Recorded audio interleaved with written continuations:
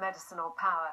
The UN says 8 million people have been affected, with at least 4,300 known to have died in the quake. Our first report this morning is from Richard Galpin in Kathmandu.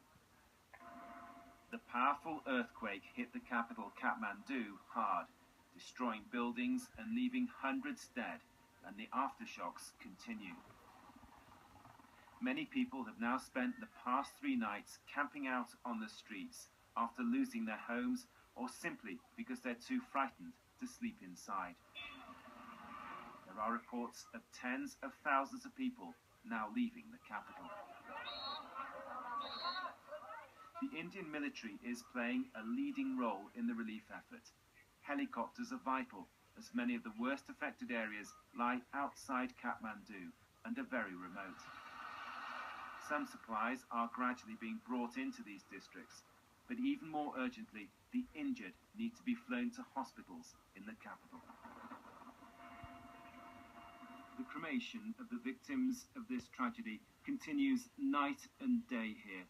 Such is the scale of what has happened.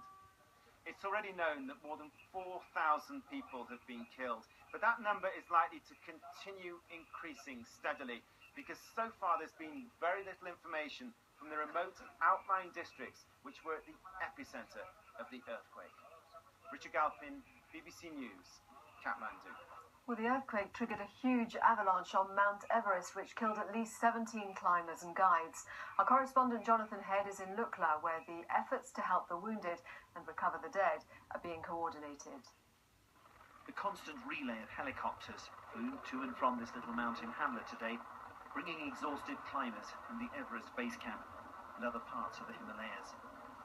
Many of them had been caught by the terrible shaking on Saturday. Among them Britain's Matt Lewis and Jonathan Stevens. And it started with a few rocks coming down, and before the earth started shaking, and then it's just crazy. The earth moved so much from side to side, and then the rocks came down. We were on thankfully it was about a 45-degree slope. The weather's cleared up and the helicopters have been coming and going as fast as they can, getting up to higher ground where there are still many people trapped. But behind me, you can see the terrible toll exacted by this earthquake, the bodies brought down of climbers and their local guides. But just before noon on Saturday, hundreds of climbers were spread out at Camp 2 here, lower down at Camp 1, traversing the Khumbu icefall, and at base camp.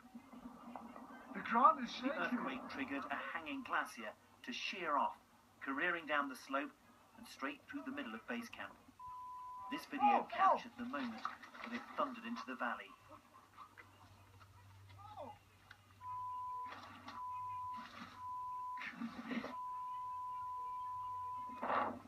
Chinese climber Li Jianhong watched in horror as it swept people away in their tents.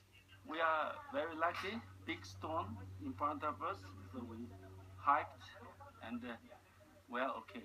But from that side,